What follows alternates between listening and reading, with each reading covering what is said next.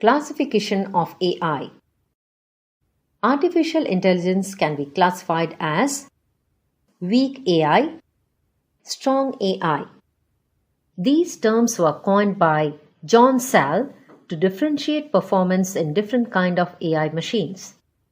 Weak artificial intelligence. They scan or listen for things that are similar to what they know and respond to them accordingly. It is a human-like feature but still cannot take its own decisions.